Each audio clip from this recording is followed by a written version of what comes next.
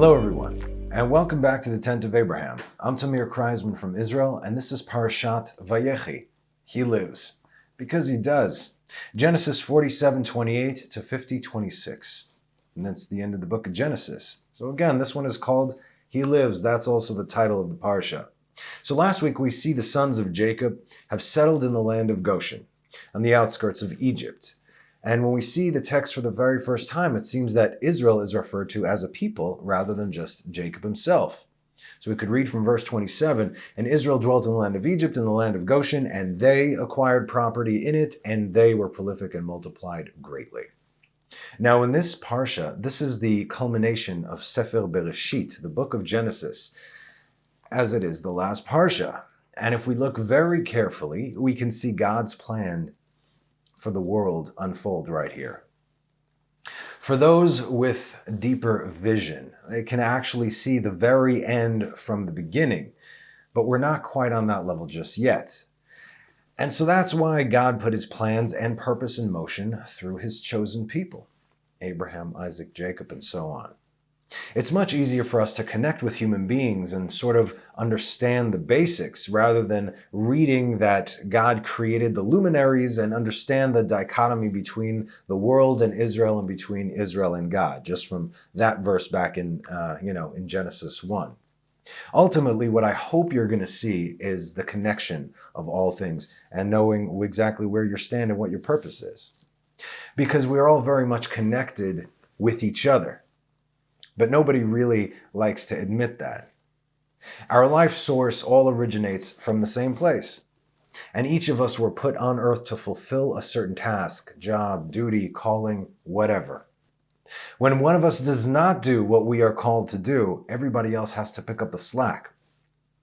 So the spirit realm here on earth is much like the real world as we know it. Everyone is replaceable. Our patriarchs did their jobs, as we are called to do ours. And what was their job? This answer should be very telling as to how everything works. Since man is a microcosm of creation, and we were called to correct creation, what is the job of the patriarchs? Correcting themselves through them. Listen. We are called to correct ourselves in the same way. It's like, how are you going to change the world? You can't change the world. You can correct yourself by correcting yourself and working on yourself. That is how you correct the world. But people don't want to look at that. By becoming the best version of ourselves so that we might be used for the sake of correcting the world.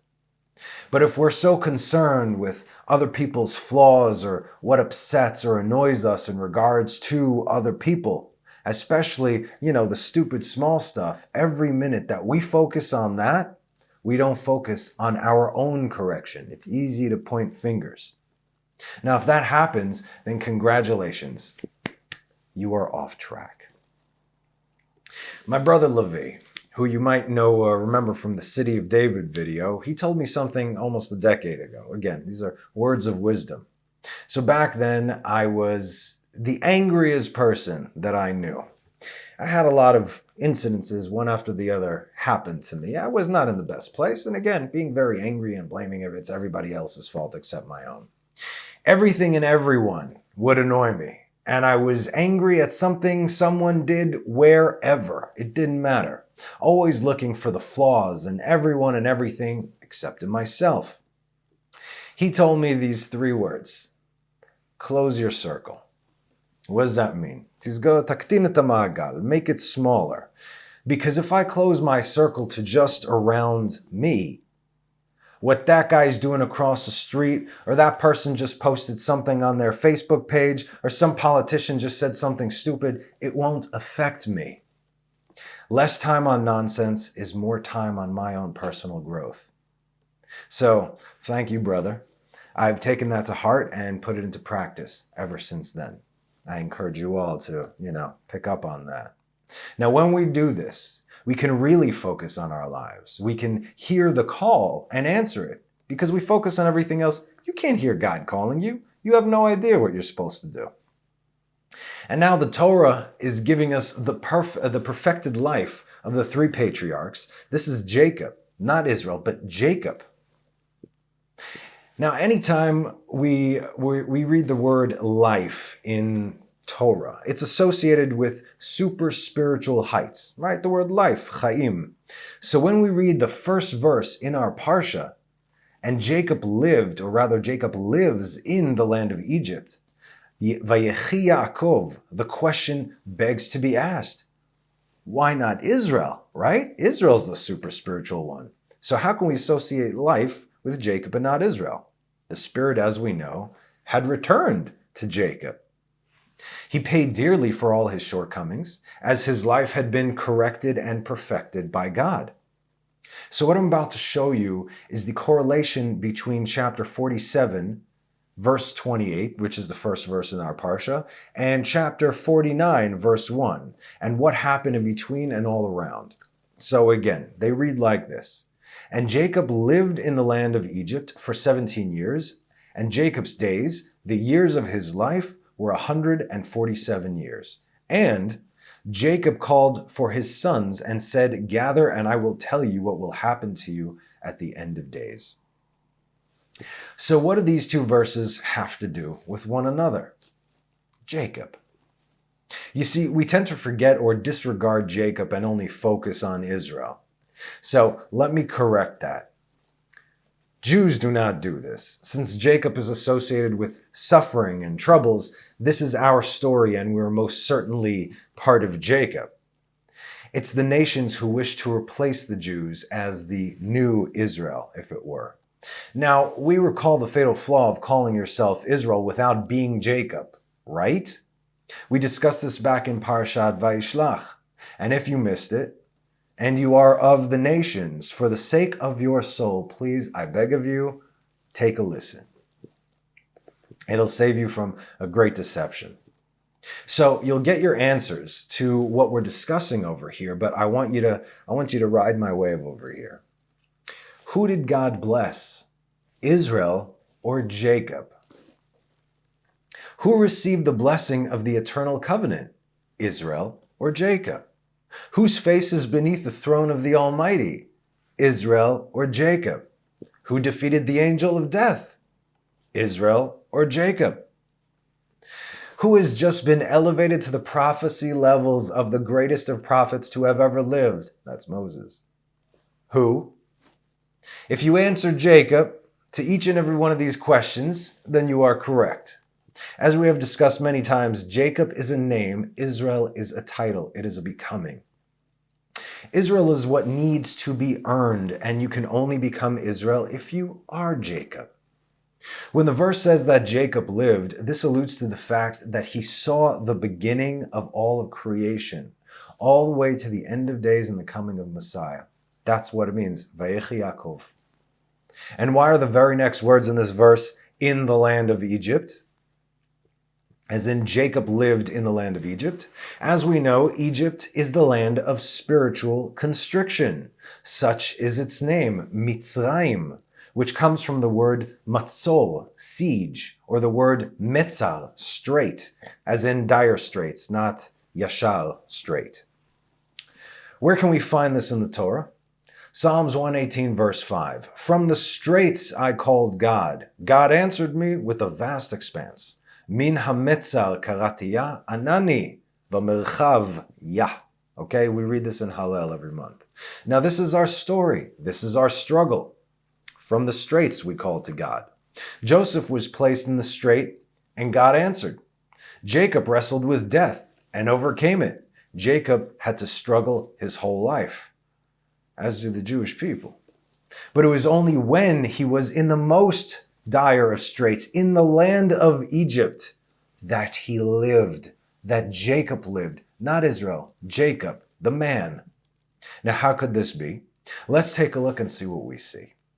The Egyptian exile is not considered as one of the four exiles, because, there's also an Assyrian exile, but they only took the 10 tribes and not the tribe of Judah. In any case, the four exiles are Babylon, Persia, Greece, and Rome, as we know. And at the end of days, there's going to be a small Ishmael, the Arabs, a small exile over there for a very short period of time.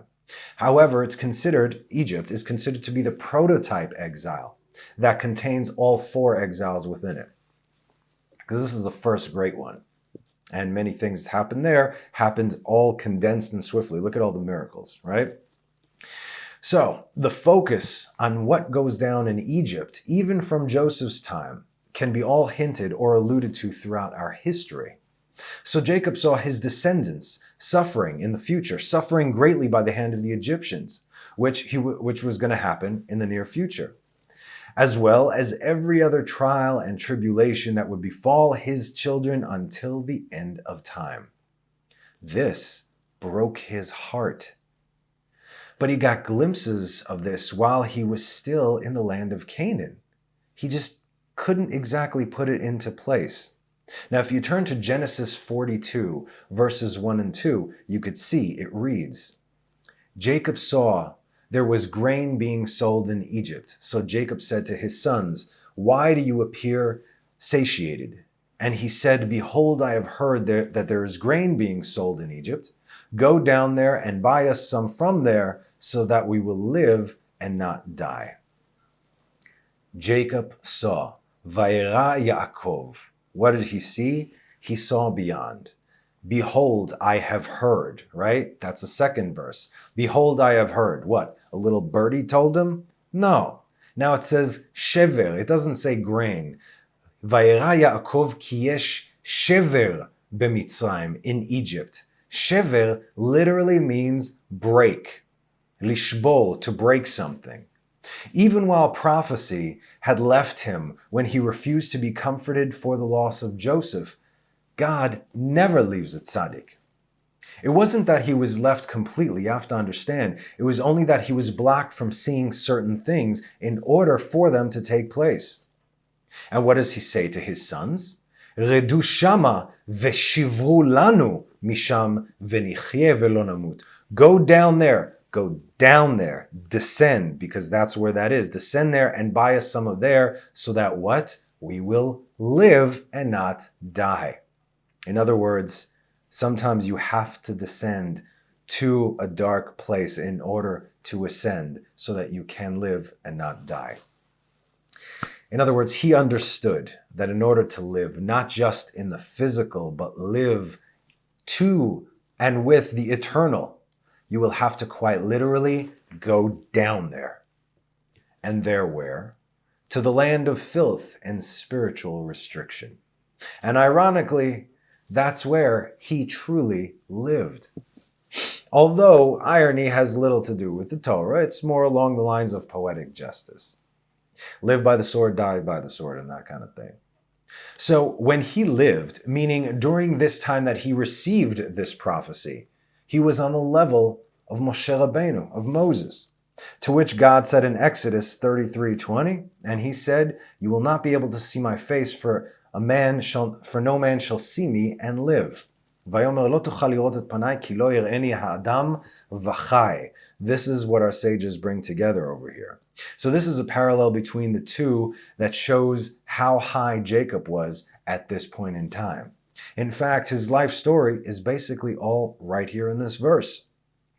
And Jacob lived in the land of Egypt for 17 years. And Jacob's days, the years of his life, were, the Hebrew says, 7 years, 40 and 100 years. Now, do you recall what we discussed about the 17 years of Joseph in Parashat Vayechi in 37:2? These are the generations of Jacob when Joseph was 17 years old. Ele toldot Yaakov Yosef, no separation, here's our connection, ben 17 shana. First, how they were linked, father and son, the two of them, and that the 17 is the numerical value of the word good, tov, which means, and God saw the light and it was good. That good light of creation is the equivalent to 17 years. Joseph was good as in the light of creation, and now Jacob, who lives by this light of creation, he sees the light of creation. So this is the correlation between those two. Joseph was ready to receive the light, and upon uniting with his father Jacob, now he too was in the good place, as it were. Furthermore, we can see God's perfect recompense in this passage, Since Jacob had the privilege of caring for Joseph for 17 years up until he was taken, now Joseph has the privilege and the mitzvah of caring for his father for the same amount of time. He gave it back to him. There's a perfect circle over here, as are all things with God. Vayehi yemei Yaakov shnei chayav. Interesting.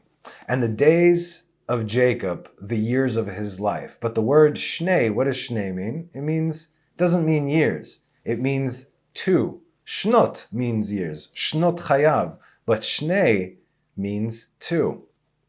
As in the duality of the life of a righteous man. He lives in two realities, heaven and earth and heaven. Sometimes we're up, sometimes we're down, which is what the next words allude to. Shiva shanim, 7 years. Why does it start with the 7 years? It doesn't say 147, it says 7, then 40, then 100. 7 alludes to the times he fell, as discussed in Parashat Vayechi 33:3. And he went ahead of them, Jacob, to Esav, and prostrated himself to the ground 7 times until he came close to his brother. And what is the meaning of the 7 prostrations? We read in Proverbs 24:16. For a righteous man can fall 7 times and rise, but the wicked shall stumble upon evil. But Jacob, he did fall, right? But he got back up, he rose. And after every time he fell, he got up and he grew even stronger. In other words, it would seem that these falls were actually for his benefit, which is hinted by the escalating numbers of 40 and then 100. He grew greater and stronger. Now, another way to look at it also is the ascending years of the exile, starting with Egypt and then moving up and up and up. Each exile was longer. Excuse me. So, do we understand why it was Jacob who lived and not Israel who lived? Not yet, we don't. But right now, we're about to. I just gave you a lot of concepts and information. It's good that you have this. Each makes sense on its own, but how do we tie them together? Jeremiah 31, verses 1 and 2. So says the Lord. Listen to these words. In the wilderness. Where's the wilderness? Not in Israel. Outside, alone, away. In the wilderness, the people who had escaped the sword found favor. He therefore went to give Israel their resting place. From long ago, the Lord appeared to me. With everlasting love have I loved you. Therefore have I drawn you to me with loving kindness. Now in verse 2, it doesn't say long ago. It says merachok. Merachok, it could mean from long ago in biblical Hebrew. But in Hebrew, merachok, it actually means from afar. In other words, from afar the Lord appeared to me. With everlasting love have I loved you. Therefore I have drawn you to me with loving kindness. The break that Jacob saw was his heart for his children, because he knew this had to be done. Jacob compared to Israel is meek and small, right? Jacob, meek and small. Israel, great and strong. Why then was Jacob equated to life itself, which is above the soul in the charts, right? There's 3 levels to the soul, but then there's 2 above that. So we have nefesh, which is the physical combined with the spiritual. We have ruach, which is the wind, the spirit, the influencer, if you will. And then we have the neshama, the highest form. But then above that, outside of this reality, there is chaya. What is chaya? Chaya means animal, yes, but chai comes from life, chaya, as in life itself. And then above that, there's yechidah, which is singularity. Different concepts. Anyway, the life is compared to even above the neshama, and this is where Jacob was. That's why he could see and comprehend everything. So why? Because the Lord is near to the brokenhearted, and he saves those of crushed spirit. Behold Jacob. Many evils befall the righteous. Behold Jacob. But the Lord saves him from all of them. Behold Jacob. He guards all his bones, not one of them was broken. This is a great mystery to the world, but these are the ways of the Lord our God. He takes the smallest and humblest, yet most difficult and stiff-necked people, He tries them, crushes them, exiles them, but there's a purpose. Like Jacob, who could only rise to the highest heights in exile, was pulled from the lowest point on earth, Egypt. So wherever you are in the world, you think you got it tough? You did not have it as tough as he had it, and he was pulled out. Don't worry about it. Only to make him into a great nation that one day will judge the angels. This is why he had to go there, because think about the distance also. One day, on that day, Jacob shall surely become Israel. But on this day, during the life of Jacob, he saw that which no man can see and live, like God told Moses. He saw that which broke his heart. And it was because he saw what he saw that his soul could no longer remain with him. The pain was too much to bear. And so, the time drew near for Israel to die. He called his son Joseph and said to him, "If I have now found favor in your eyes, now place your hand beneath my thigh, and you shall deal with me with loving kindness and truth. Do not bury me now in Egypt." Or English says now, it just says, "Do not bury me in Egypt." The time drew near for Israel so that the nation of Israel could live. You understand? The man Israel had to die so that the nation could live. And if God did not tell him that he would descend with him, meaning with them to Egypt, do you think there was any chance they would have descended? That's why he stopped and he prayed before. But here, only certain aspects of the divine are within them. The Shekhinah is there, yes, it resides within them, but the 6 lower counts by which the patriarchs lived would not be with them. After the last son of Jacob died, everything started to change in Egypt. As we know the story, we know what's coming. But now we see that just as we are introduced to the lineage of Jacob back in Parashat Vayechi, which brings forth Joseph, and these are the descendants of Jacob, Joseph, right away, so here too, at the end of his physical life, he calls for Joseph. And why did he call Joseph? Because at this point in time, he was the leader and most righteous. And, he was the king of the whole world at that point. Now, it's true that Benjamin did not sin. Nevertheless, Joseph was still the firstborn, and that's how it works. So why does Israel, right here, Israel meaning Jacob, Israel, why does he plead before his son in such a manner? If I have found favor in your eyes? A father does not need to speak to the son that way. To the contrary, like the other way around, right? Just like Moses pleaded to God to know his ways in Exodus 33:13. And now, if I have indeed found favor in your eyes, pray let me know your ways, so that I may know you, so that I may find favor in your eyes, and consider that this nation is your people. Who are these nations? Who is this nation? Well, we'll understand this later on. We're going to see the different levels over here. This is to show us just how important his next words are. Because we're going to see a connection between Jacob and Joseph still, not only from the times that they lived, but until the son of David comes. Another hint can be seen in Exodus 1, verses 5 and 6. Now all those descended from Jacob were 70 souls, and Joseph, who was in Egypt. Now Joseph died as well as all his brothers and all that generation. Hebrew is completely different. We can't get that from the English, but that's why I'm here. So again, it brings us Joseph. None of the other brothers, Joseph and all that generation, even though he was not the last brother to die. But the interesting part of verse 5 is, of course, the Hebrew. It doesn't say all those who descended from Jacob. It says, Yotzei Yerech Yaakov, those that came out of his thigh. Literally, Yotzei Yerech Yaakov. How does one produce descendants from one's thigh? It's simple. We're not talking about his thigh now, are we?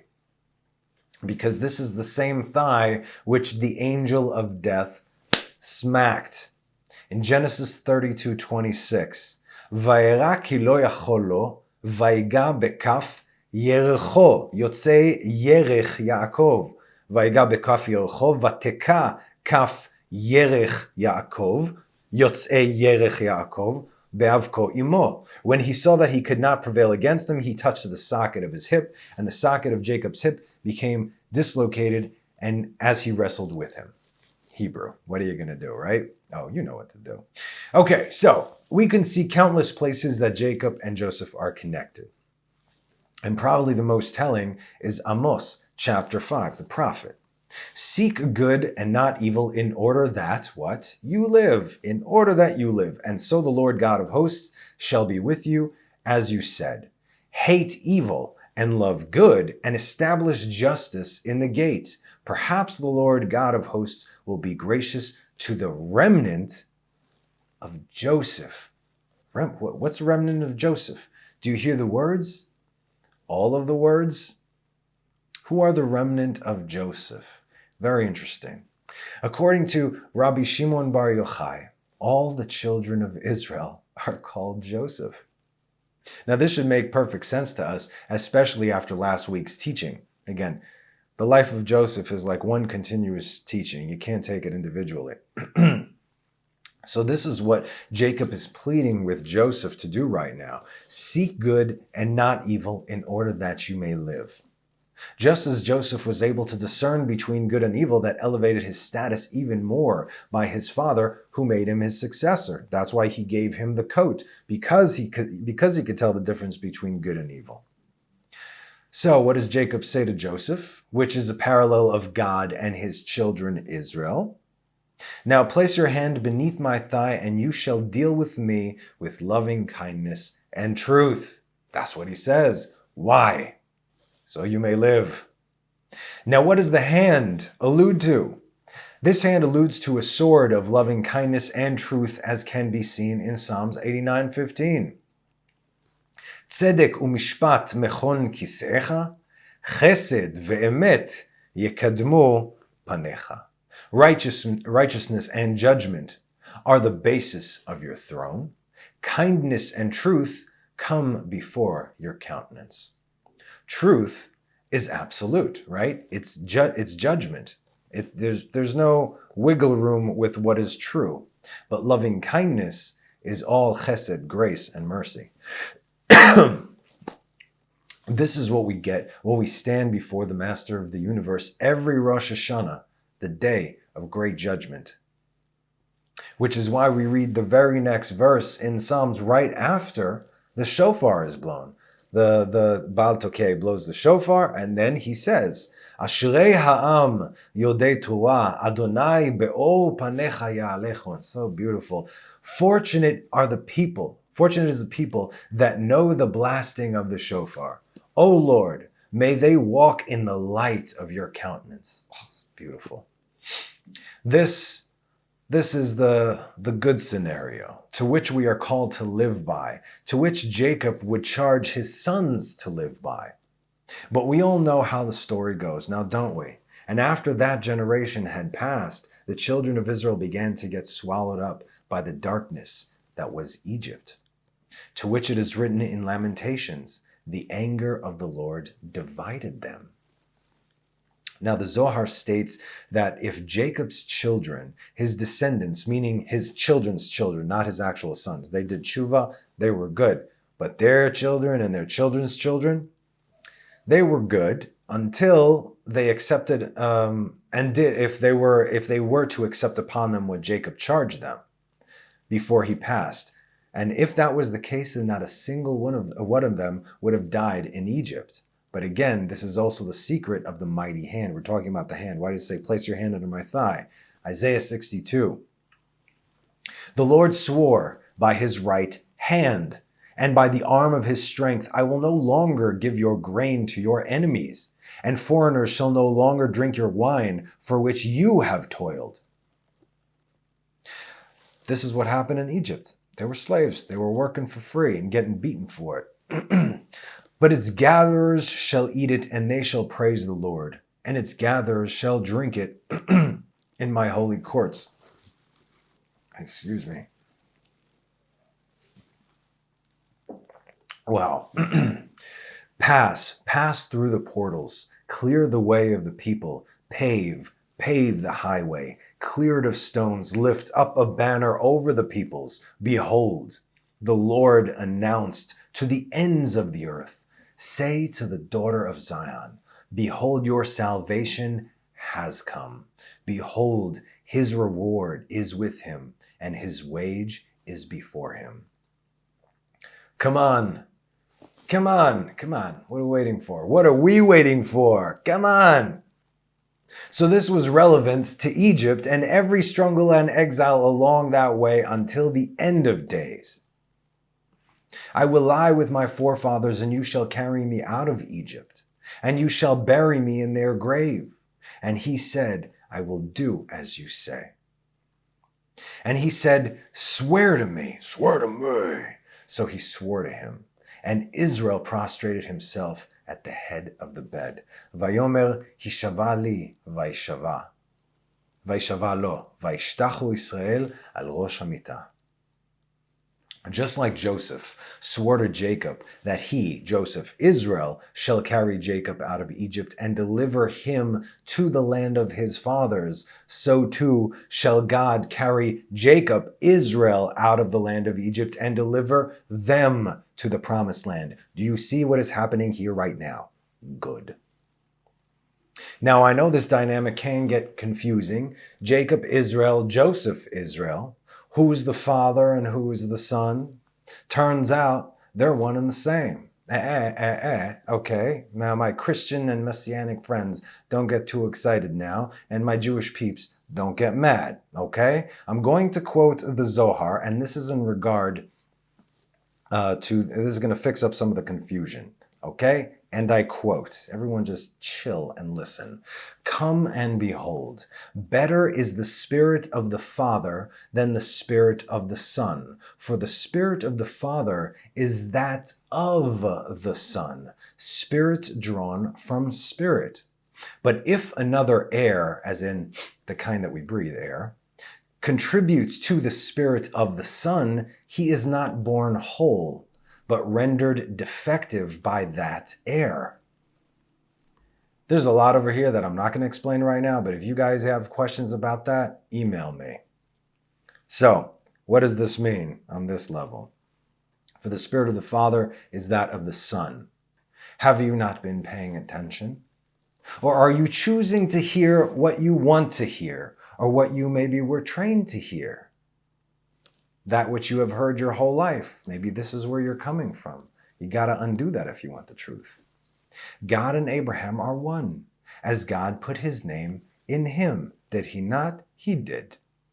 Abraham and Isaac are one. They were bound to each other upon the altar. Abraham and Isaac were perfected by Jacob, who possessed the best parts of them both. Jacob and Joseph are one, as we see from the connection between the two throughout the Tanakh.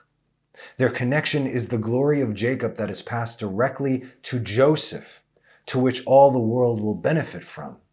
Joseph is one with Jacob, who is one with Isaac, who is one with Abraham, who is one with God. And who is Joseph now? But Israel. And what does God say regarding Israel, as in this very particular lineage? And you shall say to Pharaoh, so said the Lord, my firstborn son is Israel. Just like Joseph is to Jacob, and you get the idea. And what does the firstborn son of God get? The highest and holiest blessings, of course. This is why Jacob purchased the firstborn status from Esav. He's legit. And what are these highest blessings? That is specifically for Israel. May the Lord bless you and keep you. May the Lord cause his countenance to shine and favor you. May the Lord raise his countenance towards you and grant you peace. And in case you missed everything I said due to lack of ears for hearing, They shall bestow my name upon the children of Israel so that I will bless them. I carry my Father's name with me, don't you? Now, friends, do not swallow everything they feed you, okay? There's poison in there. Does this mean that Israel is God? No. But can Israel and God be one without Israel being God and God being Israel? Of course. Did you hear what I said? Think of a tree, okay? We have roots, we have a trunk, we have branches, leaves, we have fruit. Are all not part of the tree? Only once you separate them do you see the separation, right? That's the tree, and everything there is part of the tree. The tree is one, the branches, the root, the stems, and whatnot. Does this make sense? It should make sense. I really do hope so. As I am positive many ears on either side of the table just perked up. And let me tell you something else. This is a round table, you dig? There are no heads or tails of this table. Now, another point that only Jacob our father could have passed along to Joseph is perseverance. And this is important. And we actually have Satan to thank for this point.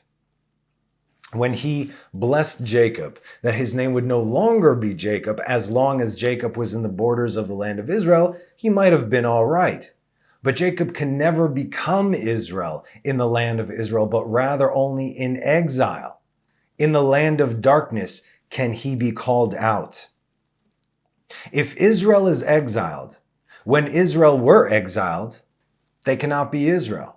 Because Israel has the significance of spiritual supremacy. That means if they sin, when they have sinned, when we have sinned, they were not up there. They were Jacob in exile. Jacob, on the other hand, could survive the exile, as they are called small and weak, but not really though. Referred to like a worm, Isaiah 41. For I, the Lord your God, grasp your right hand, here we go, hand again, who says to you, fear not, I help you. Fear not, O worm of Jacob. He calls him a worm. Al tirei, tolat Yaakov. The number of Israel. I have helped you, says the Lord, and your Redeemer, the Holy One of Israel. It's not called Israel's trouble, now is it? It's Jacob's trouble.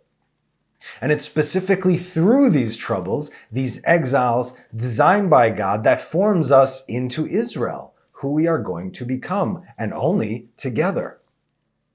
And now, so said the Lord, your Creator, O Jacob, and the one who formed you, O Israel.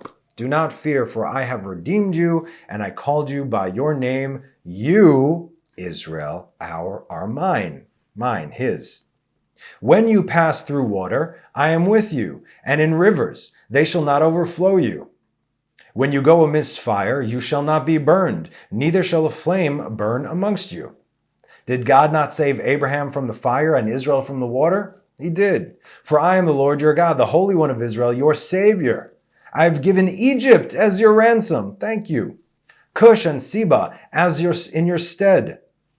Since you are dear in my eyes, you are honored, and I loved you. And I will give men in your stead and nations instead of your life. What? Fear not, for I am with you. Fear not, for he is with you. From the east I will bring your seed, and from the west I will gather you. Love this one. Do we recall last week's teaching about the dynamic between Joseph and Judah, as in son of Joseph, son of David, Son of Joseph is called to spread the seed, right? Like sparts of Kedusha, like a farmer spreading the seed. These are the exiles. And why? And those that blossom and bear fruit shall be gathered by the son of David. Now, I want you to understand, or at least try and comprehend, that all this and definitely more is taking place during the few chosen words that are passed here between Jacob and Joseph. And as we now know, Jacob saw all of time, and he realized that God swore to the perfection of man, which is the tikkun haklali, the rectification of all things, in 6,000 years. So he saw everything. He saw now the 6,000 years. And these 6,000 years are the secrets by which the patriarchs lived. Now, we've been discussing this since Abraham. And when I say lived, I mean Vayehi Yaakov lived, not like lived. Jacob lived, like for real, eternal lived, outside of space and time, with everything, with the eternal. And these are the 6 attributes that Jacob beheld at this point in time.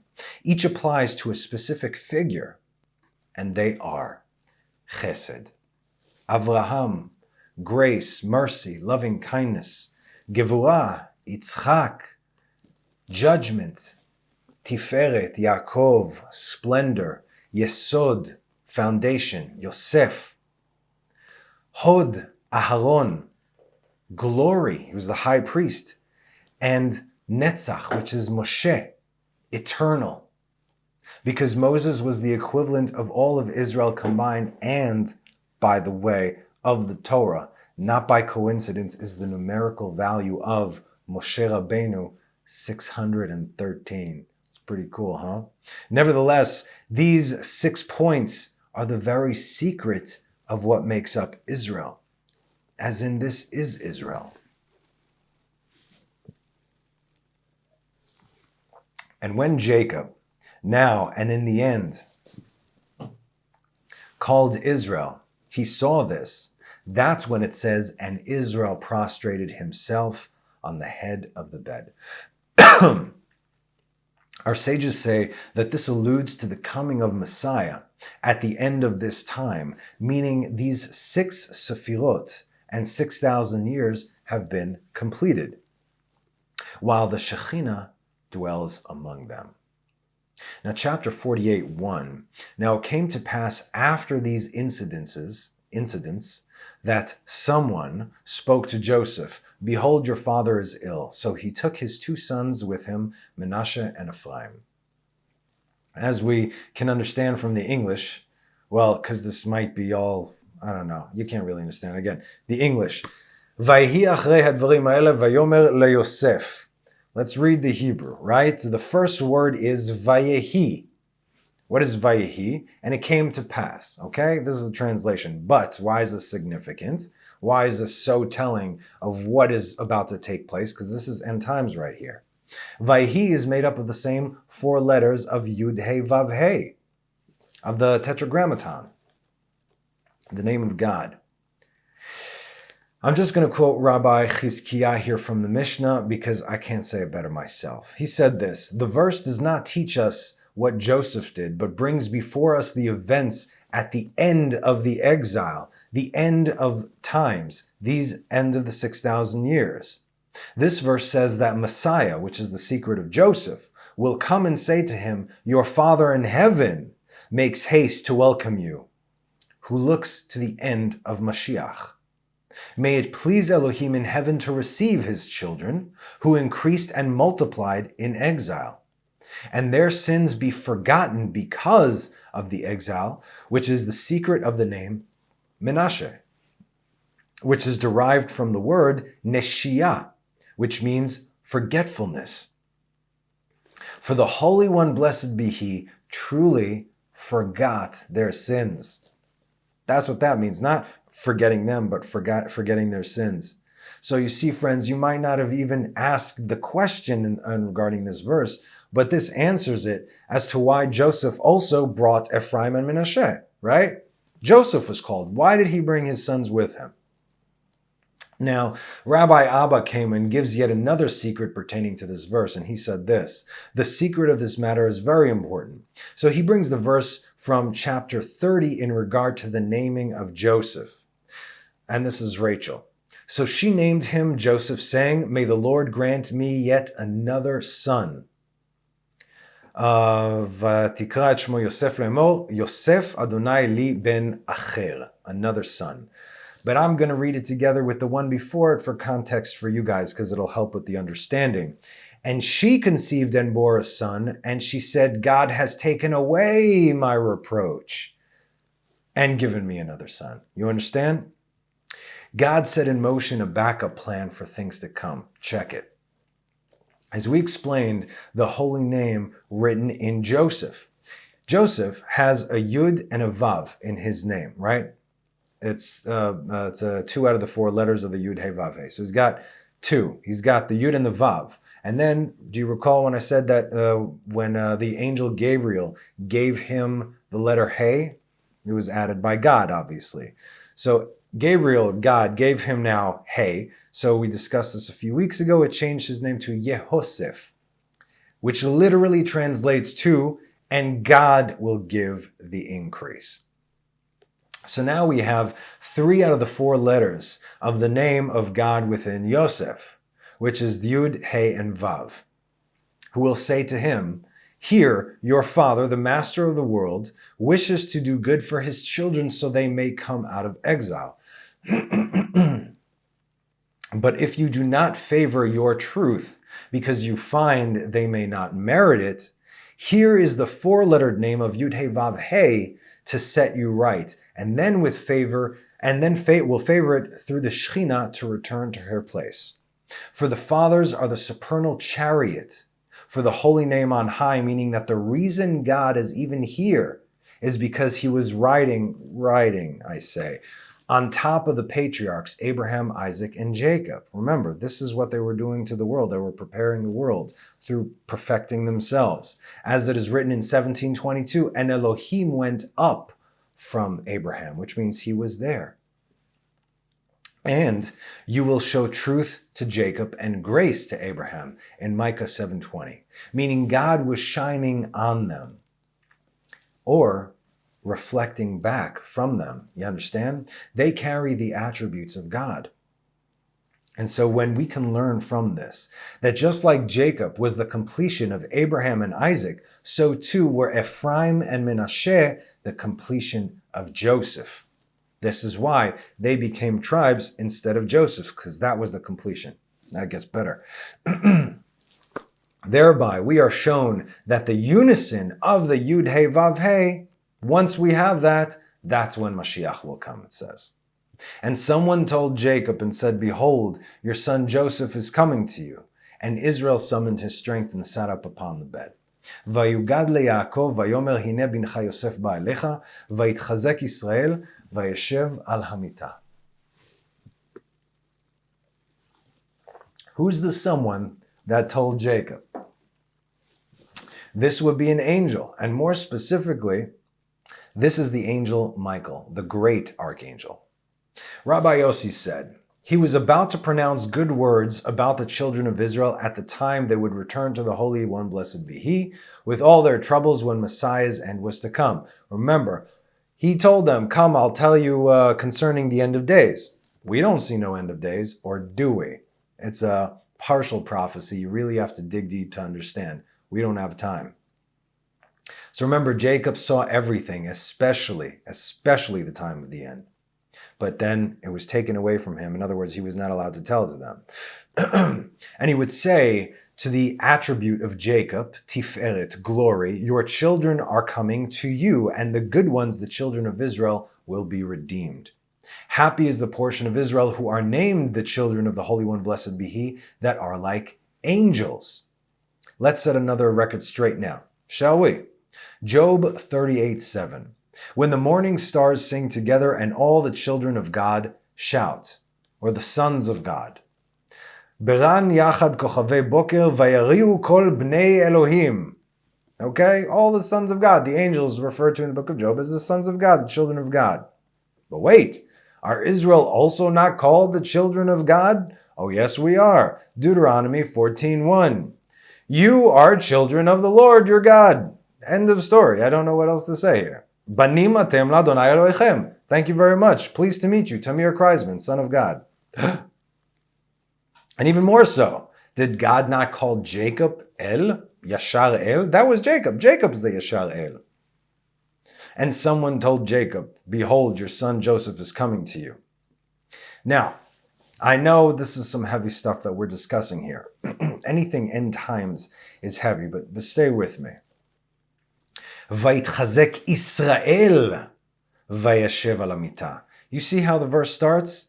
"And someone told Jacob, 'Behold, your son Joseph is coming to you.' And Israel became strengthened, and his strength sat him up upon the bed." This is likened to Daniel 12:1, but I'm going to add 2 verses there for dramatic effect. Now at that time, what time? This is the time that we see from our verse, and Jacob and Israel sat up strengthened and sat up upon the bed. Now at that time, Michael, the great prince, who stands over the children of your people, this is Gabriel speaking to Daniel regarding Michael at the end of days, will be silent. Okay, the great prince who stands over the children of Israel will be silent, and it will be a time of distress that never was since a nation existed until that time. And at that time your people will escape, everyone who is found inscribed in the book of life. And many who sleep in the dust of the earth will be awakened, these for eternal life, and those for disgrace, for eternal abhorrence. Right? This is resurrection of the dead, Tchiyat HaMeitim. Now, Rabbi Shimon Bar Yochai says that this is the might of the great angel Michael, who will stand up for Israel at the time of the great redemption, which will be a time of trouble that has never been seen before. Jacob's trouble.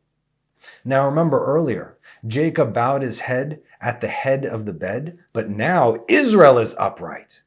The reason is because he bowed down then. That is why he's upright now. Then was the attribute of Yesod, foundation, where the world stands upon the righteous one, the tzaddik that is in the world. It all comes down. But now he has risen, the attribute of Malchut, kingdom, thereby uniting the two, as we learned from last week's teaching. And now just one more point before we close. And now as for your 2 sons, this is verse 5. And now as for your 2 sons, who were born to you in the land of Egypt. Until I came to you to the land of Egypt, they are mine. Ephraim and Manasseh shall be mine, like Reuben and Shimon. Now who are these 2? But the children of the Holy One, blessed be He. These are Israel born among the nations. I'm talking to you. Listen up, you lost sheep. This one is for you. Rabbi Yossi said that Israel, who will be in the Holy Land of Israel, dwelling in the land at the coming of Messiah, will be their brothers in this place. Brothers. For exile will only be for those who live in a foreign land, and they are called exiles. The children who were exiled out of the land of Israel were forgotten, Menashe, but multiplied and increased, Ephraim. They're both necessary. Your children who are out of the land of Israel, born in exile in other lands before I came to Egypt and sentenced them for their sins. I do not consider them to be your children, those who were born in exile in a foreign land, though they may be many, Ephraim, and forgotten, Menashe. They are my own children. Do you understand? Do you know who you are? When I saw them in this exile, I healed their pains and I heard their prayers. Ephraim and Manasseh shall be mine, like Reuben, Veshimon. Why like Reuben? Surely God has looked upon my affliction. Genesis 29:32. And Shimon, because God has heard that I was hated. Genesis 29:33. My dearest lost sheep of the house of Israel, my brothers and sisters, who were born in exile among the nations, your soul has been screaming your whole life. You have never found your place in the world. You do not know peace. And because of this, you are afflicted by those who do not share the same soul as you, but I do. You were hated because your heart led you to that which they call legalistic or done away with. Rejoice, my friends. Surely God has looked upon your affliction, and you are and will be healed. Take comfort, for you are the sons and the daughters of the Most High. And though the world hates you, you are truly loved. You will be gathered and brought home. You're not crazy. The world is crazy. Look at this world today. It's on its head. Are we the only sane people? Maybe. We have never been more sane. We have never seen clearer than we see today. Follow the voice that calls to you. Lift up your hand and you will be pulled out of the dark, the profane, the unholy. Walk willingly through the necessary process that is cleansing your soul so that you may be presented before your Father, the King. Ascend the steps of the throne and see the God of Israel. Your Father is calling. No one will be left behind. And Jacob concluded commanding his sons, and he drew his legs up unto the bed and expired and was brought into his people. And Joseph adjourned the children of Israel, saying, God will surely remember you, and you shall take up my bones out of here. And Joseph died at the age of 110. And they embalmed him, and he was placed into the coffin in Egypt. Jacob never died. He lives in you, in me, in our works. Yosef did not die. Here we are. And now it's on us to continue this work. It's time for us to become Israel. This concludes the book of Genesis, to which we say, Chazak, Chazak, v'nitchazek. Strong, strong, and may we be strengthened. Amen. Stay tuned for next week as we take a deep dive into the incredible book of Exodus. And as always, my friends, thank you so much for joining me. Have a wonderful rest of the week, and Shabbat Shalom.